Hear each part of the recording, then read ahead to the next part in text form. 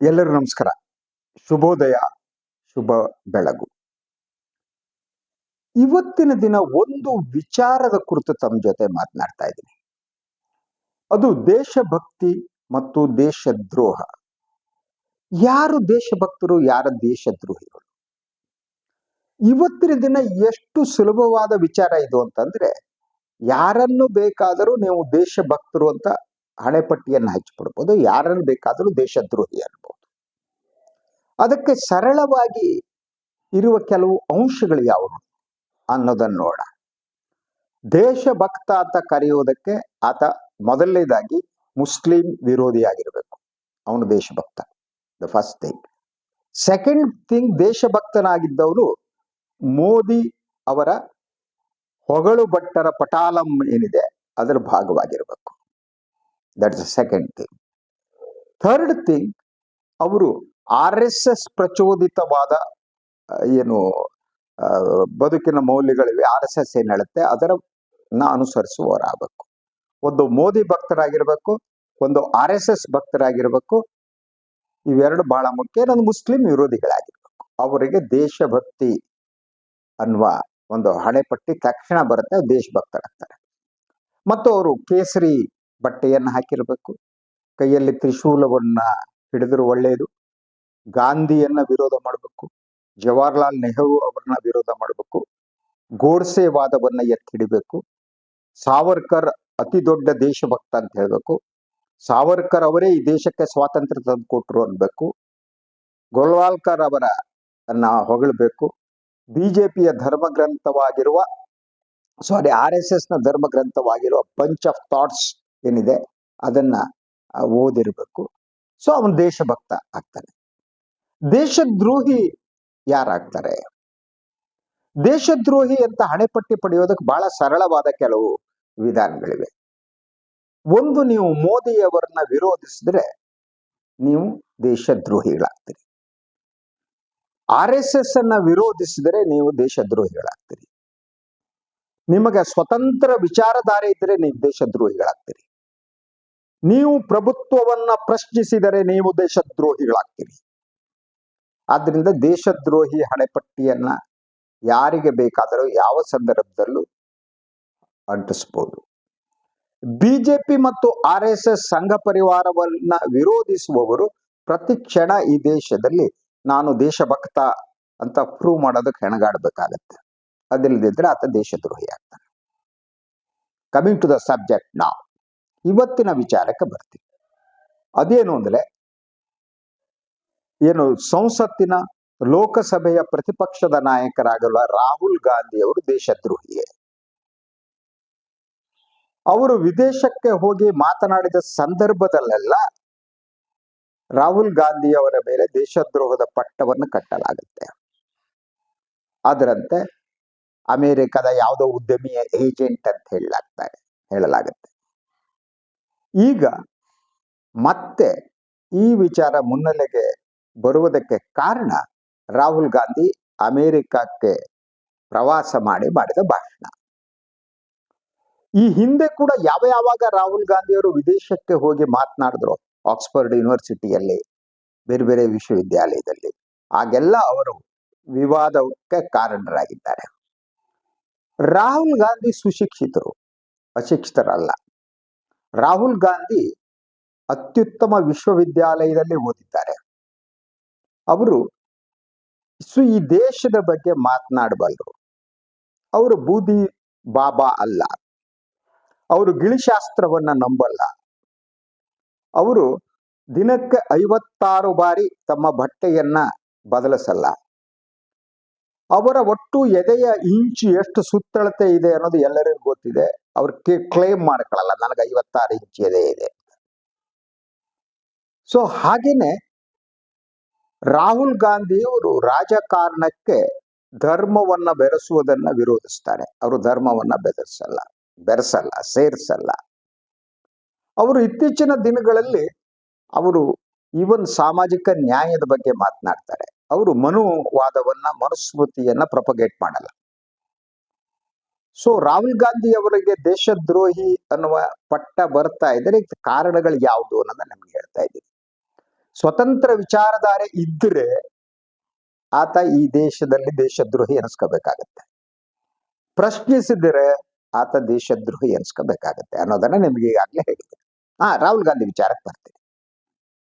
ಅವರು ವಿದೇಶಕ್ಕೆ ಅಮೆರಿಕಕ್ಕೆ ಹೋದ ಸಂದರ್ಭದಲ್ಲಿ ಭಾರತದ ಚುನಾವಣಾ ವ್ಯವಸ್ಥೆಯ ಬಗ್ಗೆ ಮಾತನಾಡಿದ್ರು, ಅದು ವಿವಾದವನ್ನ ಸೃಷ್ಟಿಸಿತು.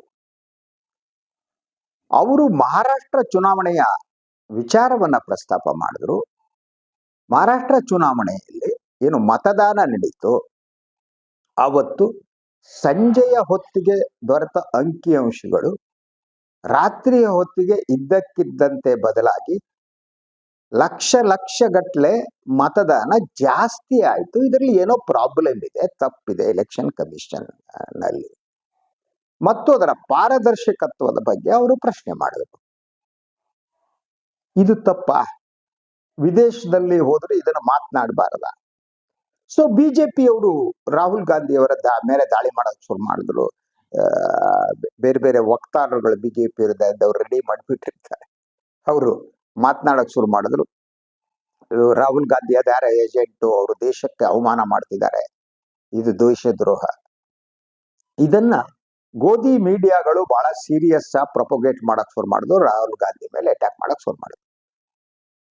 ಸೊ ಇಡೀ ಭಾರತದ ಏನು ಗೌರವವನ್ನ ರಾಹುಲ್ ಗಾಂಧಿ ಅವರು ಕೆಡವ್ತಾ ಇದ್ದಾರೆ.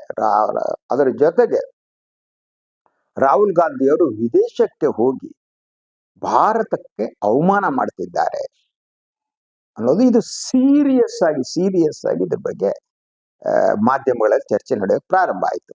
ಕಾಂಗ್ರೆಸ್ಗೆ ಇದು ಕೌಂಟರ್ ಮಾಡ್ಕೊಳ್ಳೋಕ್ಕೂ ಆಗಿಲ್ಲ. ಅವ್ರಿಗೆ ಹೇಳಕ್ ಕಾಂಗ್ರೆಸ್ನವ್ರದ್ದು ಸಮಸ್ಯೆ, ಅವ್ರಿಗೆ ಡಿಫೆಂಡ್ ಮಾಡ್ಕೊಳ್ಳೋಕ್ಕೂ ಬರಲ್ಲ, ಹೇಳಕ್ಕೂ ಬರಲ್ಲ.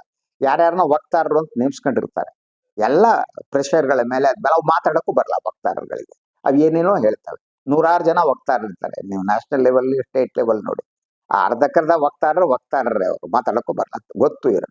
ಹಾಗಿದ್ರೆ ಏನು ಸಮಸ್ಯೆ? ನೀವು ವಿದೇಶದಲ್ಲಿ ಹೋಗಿ ಭಾರತದ ಚುನಾವಣಾ ವ್ಯವಸ್ಥೆಯ ಬಗ್ಗೆ ಮಾತನಾಡಿದ್ರೆ ಅದು ಹೇಗೆ ಅವಮಾನ ಆಗುತ್ತೆ?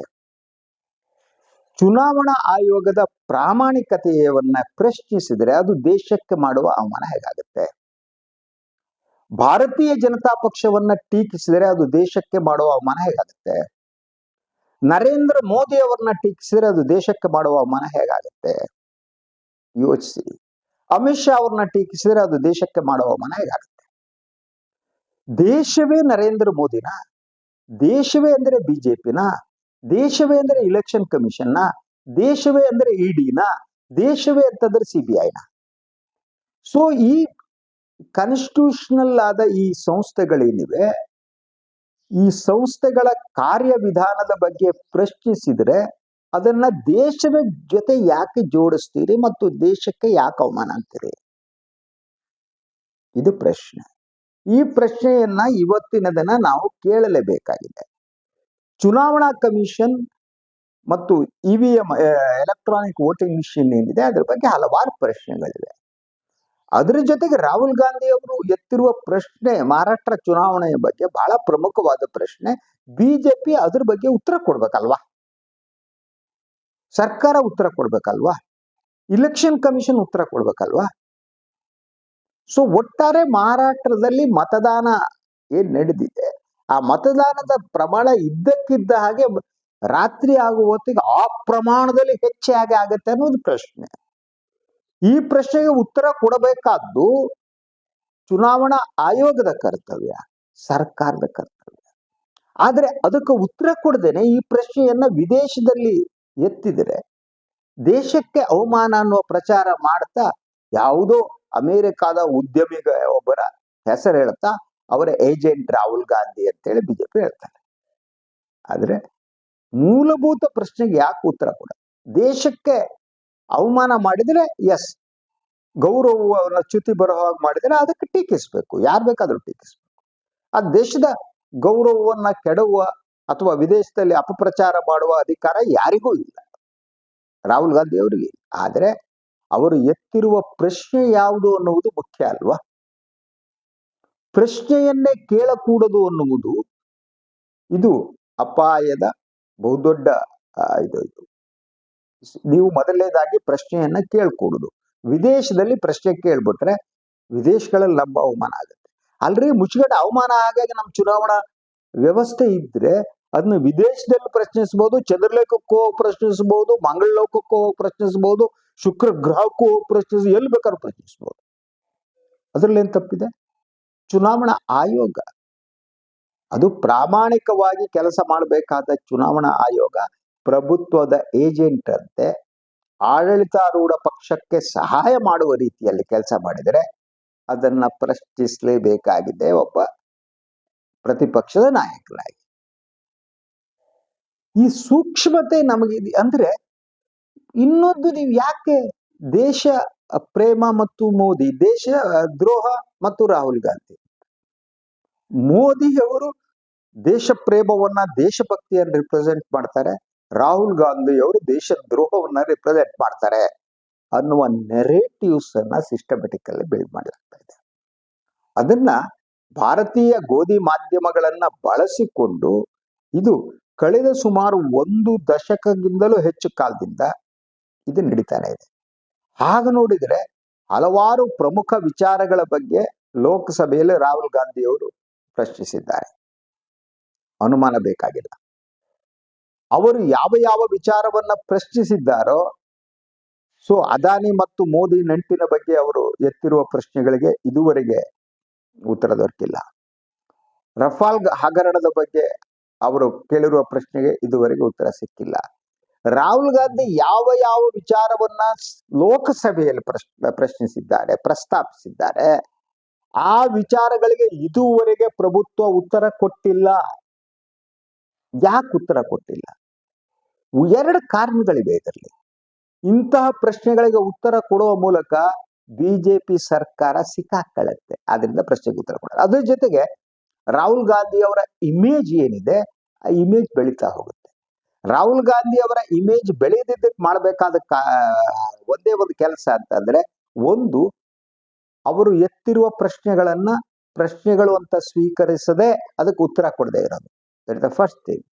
ಸೆಕೆಂಡ್ ಥಿಂಗ್, ಅವರ ಇಮೇಜ್ ಅನ್ನ ನಾಶಪಡಿಸುವುದಕ್ಕಾಗಿ ಅವರಿಗೆ ಪಪ್ಪು ಪಾಪು ಇನ್ನೊಂದು ಇಟಲಿಯಲ್ಲಿ ಇರ್ತಾರೆ, ಅಲ್ಲೆಲ್ಲೋ ಹೋಗ್ತಾರೆ, ಇಲ್ಲಲ್ಲಿ ಮಾಡ್ತಾರೆ, ಅದನ್ನ ಮಾಡ್ತಾರೆ, ಈ ರೀತಿ ವ್ಯಕ್ತಿಗತವಾಗಿ ಅವರ ಚಾರಿತ್ರ್ಯ ವಧೆ. Usually BJP will have to do that. BJP ಸಂಘ ಪರಿವಾರದ ಬಹುದೊಡ್ಡ ಅಸ್ತ್ರ ಅಂದ್ರೆ ಚಾರಿತ್ರ್ಯ ವಧೆ. ಚಾರಿತ್ರ್ಯದ ಬಗ್ಗೆ ಮಾತನಾಡ್ತಾನೆ, ಚಾರಿತ್ರ್ಯ ವಧೆ ಮಾಡುವುದರಲ್ಲಿ ಬಿಜೆಪಿ ವಕ್ತಾರಗಳು ನಿಸ್ಸೀಮರು, ಸಂಘ ಪರಿವಾರದ ಕಾಲಾಳುಗಳು ನಿಸ್ಸೀಮರು. ಅವರು ಏನು ಪ್ರಮುಖ ವಿಚಾರಗಳು ಯಾವುದಿವೆ ಆ ವಿಚಾರಗಳನ್ನ ಅವರು ಪ್ರಸ್ತಾಪನೆ ಮಾಡಲ್ಲ, ಅದಕ್ಕೆ ಉತ್ತರವನ್ನೇ ಕೊಡಲ್ಲ. ಅದನ್ನ ನೆಗ್ಲೆಕ್ಟ್ ಮಾಡುವ ಮೂಲಕ ಅದು ಇಶ್ಯೂನೇ ಅಲ್ಲ ಅಂತೇಳಿ ಅದನ್ನ ಸಮಾಧಿ ಮಾಡೋದು ಅಲ್ವಾ. ಯಾವುದೇ ವಿಚಾರವನ್ನ ಅವರು ಗಂಭೀರವಾಗಿ, ಫಾರ್ ಎಕ್ಸಾಂಪಲ್ ನೀವು ಹಲವು ವಿಚಾರಗಳನ್ನ 2014ರಿಂದ ನೀವು ನೋಡ್ಬೋದು. ಮಾನಿಟೈಸೇಷನ್ ಇಂದ ಏನೋ ಆಗ್ಬಿಡುತ್ತೆ ಅಂತ ಅಂದ್ರು. ಏನಾಯ್ತು ಮಾನಿಟೈಸೇಷನ್? ಆ ಬಗ್ಗೆ ಪ್ರಶ್ನೆ ಕೇಳೋಂತಿಲ್ಲ. ಮೋದಿ ಅವರು ಪ್ರಸ್ತಾಪ ಮಾಡಿದ ಹಲವಾರು ಯೋಜನೆಗಳು, ಸ್ವಚ್ಛ ಭಾರತವು ಸ್ವಚ್ಛ ಆಗಿಲ್ಲ, ಭಾರತೀಯರ ಮನಸ್ಸು ಕೂಡ ಸ್ವಚ್ಛ ಆಗಿಲ್ಲ. ಭಾರತೀಯರ ಮನಸ್ಸಿನಲ್ಲಿ ಕೋಮುವಾದವನ್ನು ತುಂಬಲಾಯಿತು, ಅಲ್ಲಿ ವಿಷವನ್ನು ತುಂಬಲಾಯಿತು. ಭಾರತ ಸ್ವಚ್ಛ ಆಗಲಿಲ್ಲ, ಭಾರತೀಯರ ಮನಸ್ಸು, ಸಂಘ ಪರಿವಾರದ ಕಾಲಾಳುಗಳ ಮನಸ್ಸುಗಳು ಸ್ವಚ್ಛ ಆಗಲಿಲ್ಲ. ಸೊ ಅದರ ಜೊತೆಗೆ ಇಂಡಿಯಾ, ಮೇಡ್ ಇನ್ ಇಂಡಿಯಾ ಅನ್ನೋ ಅದಕ್ಕೇನೋ ಒಂದು ಹೆಸರು ಕೊಟ್ಟು ಸ್ಟಾರ್ಟ್ಅಪ್ ಅಂದ್ರು, ಬದನೆಕಾಯಿ ಹೊಡ್ಸ್ಕೊಂಡು ಹೋಗ್ಬಿಡ್ತು ನೋಡಿ. ಯಾವುದಕ್ಕೂ ಕೂಡ ಅಲ್ವಾ. ಈಗ ಮೋದಿ ಅವರು ಅಧಿಕಾರಕ್ಕೆ ಬಂದಾಗ ಈ ದೇಶದ ಸಾಲ ಎಷ್ಟಿತ್ತು, ಈಗ ಎಷ್ಟಿದೆ ಅಲ್ವಾ. ಸೊ ಅದಕ್ಕೆ ಉತ್ತರ ಕೊಡಲ್ಲ. ಯಾಕೆ 1,85,000 ಕೋಟಿ ರೂಪಾಯಿ ಸಾಲ ಒಟ್ಟಾರೆ ಮಾಡಿದಾರಲ್ಲ 52,000 ಕೋಟಿಯಿಂದ, ಆ ಹಣ ಎಲ್ಲೋಯ್ತು? ಉತ್ತರ ಇಲ್ಲ, ಗೊತ್ತಿಲ್ಲ. ಯಾವುದಕ್ಕಾಯ್ತು ಗೊತ್ತಿಲ್ಲ.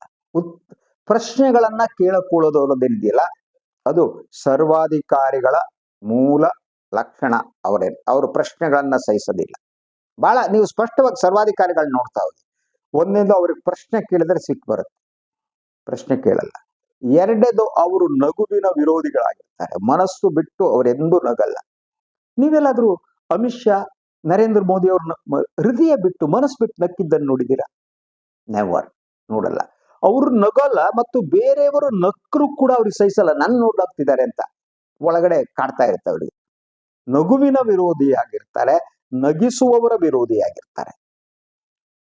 ಆಯ್ತಾ? ನಗುವವರ ವಿರೋಧಿಯಾಗಿರ್ತಾರೆ, ನಗಿಸುವವರ ವಿರೋಧಿಯಾಗಿರ್ತಾರೆ. ತಾವೆಂದು ನಗದೇ ಇಲ್ಲ. ಯಾರಾದರೂ ನಕ್ಕರೆ ಒಳಗಡೆ ಅವರಿಗೆ ಅಸಹನೆ ಸ್ಟಾರ್ಟ್ ಆಗುತ್ತೆ. ಇದೆಲ್ಲ ಸರ್ವಾಧಿಕಾರಿ ಲಕ್ಷಣಗಳು. ಆ ಲಕ್ಷಣಗಳು ಕಾಣ್ತವೆ. ಮತ್ತು ಎಲ್ಲೂ ಮಾತನಾಡುವವರು ಕಂಡ್ರಾಗಲ್ಲ. ಅಲ್ಟಿಮೇಟ್ಲಿ ಮಾತನಾಡುವವರ ಬಾಯಿಗೆ ಬೀಗ ಹಾಕುವ ಕೆಲಸಗಳು ನಡೀತವೆ. ಅದಕ್ಕಾಗಿ ಇಡಿ ಅಂತಹ ಸಂಸ್ಥೆಗಳನ್ನ, CBI ಅಂತ ಸಂಸ್ಥೆಗಳನ್ನ ಬಳಸ್ಕೊಳ್ಳಾಗ್ತದೆ. ನಾನು ಈ ಮಾತನ್ನು ಹೇಳಿದೆ ಅಂತ ನೀವು ನಂಬಬೇಕಾಗಿಲ್ಲ. ಯೋಚನೆ ಮಾಡಿ, ನಾನು ಏನನ್ನ ಹೇಳ್ತಿದ್ದೀನಿ ಅನ್ನೋದನ್ನ ಯೋಚನೆ ಮಾಡಿ. ಅದೇ ಈ ಸಂಘ ಪರಿವಾರ ಟೈಪ್ ಬಂದ್ಬಿಟ್ಟು ಬೈಕತ್ತ ಹೋಗ್ಬಿಡ್ಬೇಡಿ. ನಾನು ಎತ್ತಿರೋ ಪ್ರಶ್ನೆಗಳು ಬಿಟ್ಬಿಟ್ಟು ನನ್ನ ಚರಿತ್ರೆ ವಧೆ ಮಾಡೋದಕ್ಕೆ ಏನೇನ್ ಮಾಡ್ಬೋದು ಅಂತ. ಇಂತಹ ಕ್ಷುಲ್ಲಕವಾದ ಮನಸ್ಥಿತಿಯಿಂದ ಹೊರಗಡೆ ಬನ್ನಿ. ಆವಾಗ ದೇಶ ಉಳಿಯುತ್ತೆ. ಆವಾಗ ನಿಜವಾಗಿ ನೀವು ದೇಶಭಕ್ತರಾಗ್ತೀರಿ. ಇಲ್ಲ ಅಂದ್ರೆ ನೀವೇ ದೇಶದ್ರೋಹಿಗಳಾಗ್ತೀರಿ ಅಷ್ಟೇ. ಅನುಮಾನ ಬೇಕಾಗಿಲ್ಲ. ಯಾಕಂದ್ರೆ ಸುಳ್ಳುಗಳು ಹೆಚ್ಚು ಕಾಲ ನಡೆಯಲ್ಲ. ಸುಳ್ಳಿಗೂ ಒಂದು ಮಿತಿ ಇದೆ. ಸದಾ ಸುಳ್ಳುಗಳನ್ನು ಹೇಳ್ತಾ ಇದ್ರೆ ಸತ್ಯ ಆಗುತ್ತೆ ಅನ್ನೋದು ಭ್ರಮೆ. ಸತ್ಯ ಅದು ಒಂದು ರೀತಿಯಲ್ಲಿ ಬೂದಿ ಮುಚ್ಚಿದ ಕೆಂಡದಂತೆ. ಯಾವಾಗ ಬೇಕಾದ್ರೂ ಸ್ಪ್ರೆಡ್ ಆಗ್ಬಿಡ್ಬೋದು. ಅದು ಯಾವಾಗ ಬೇಕಾದ್ರೂ ಈ ಸುಳ್ಳನ್ನ ನಾಶಪಡಿಸ್ಬೋದು ಅಲ್ವಾ? ಸೊ ಆ ಕಾರಣಕ್ಕಾಗಿ ಈ ಮೂಲ ಪ್ರಶ್ನೆಗೆ ಬರೋದಾದ್ರೆ, ವಿದೇಶಕ್ಕೆ ಹೋಗಿ ಇಂತಹ ವಿಚಾರಗಳನ್ನ ಮಾತನಾಡುವುದು ದೇಶದ್ರೋಹ ಅಂತಾದ್ರೆ, ಇಂತಹ ಸಾಂವಿಧಾನಿಕ ಸಂಸ್ಥೆಗಳನ್ನು ವೈಯಕ್ತಿಕ ಲಾಭಕ್ಕಾಗಿ ಬಳಸಿಕೊಳ್ಳುವುದು ದೇಶದ್ರೋಹ ಅಲ್ವಾ? ಮಾತನಾಡುವುದು ದೇಶದ್ರೋಹವೇ. ಇಲ್ಲಿ ಇಂತಹ ದೇಶಕ್ಕೆ, ದೇಶದ ಜನತಂತ್ರಕ್ಕೆ ಕೊಡಲಿ ಪೆಟ್ಟು ಬೀಳುವಂತೆ ವರ್ತಿಸುವುದು ದೇಶದ್ರೋಹವ? Everybody should think of it. ಈ ಬೆಳಿಗ್ಗೆ ಈ ಮಾತುಗಳನ್ನು ಹೇಳಿದ್ದೇನೆ. ತಾವು ಕುಳಿತು ಆಲೋಚನೆ ಮಾಡಿ. ನೀವೆಲ್ಲ ಯೋಚಿಸಬಲ್ಲವರು ಅಂತ ಅಂದ್ಕೊಂಡಿದ್ದೀನಿ. ಈ ಭ್ರಮೆಯಿಂದ ಹೊರಗಡೆ ಬನ್ನಿ. ಸೃಷ್ಟಿಸಿರುವ ಸುಳ್ಳುಗಳ ಅಡಿಯಾಳ ಆಗ್ಬೇಡಿ. Come out from that and think. ಇದು ಇವತ್ತಿನ ಸುದ್ದಿ ವಿಶ್ಲೇಷಣೆ, ಈ ಬೆಳಗಿನ ಸುದ್ದಿ ವಿಶ್ಲೇಷಣೆ. ಇನ್ನೊಂದು ವಿಚಾರದೊಂದಿಗೆ ಮತ್ತೆ ಬರ್ತೀನಿ. ನನ್ನ ವಾಹಿನಿ ಲೈಕ್ ಮಾಡಿ, ಸಬ್ಸ್ಕ್ರೈಬ್ ಮಾಡಿ, ಬೆಲ್ ಐಕಾನ್ ಪ್ರೆಸ್ ಮಾಡಿ. ಹಾಗೇನೆ ಸಾಧ್ಯ ಆದರೆ ಸಹಾಯ ಮಾಡಿ. ಸ್ವತಂತ್ರ ಪತ್ರಿಕೋದ್ಯಮವನ್ನು ಉಳಿಸಿ ಬೆಳೆಸಿ. ಎಲ್ಲರಿಗೂ ಇವತ್ತಿನ ದಿನ ಒಳ್ಳೆಯದಾಗಲಿ. ನಮಸ್ಕಾರ.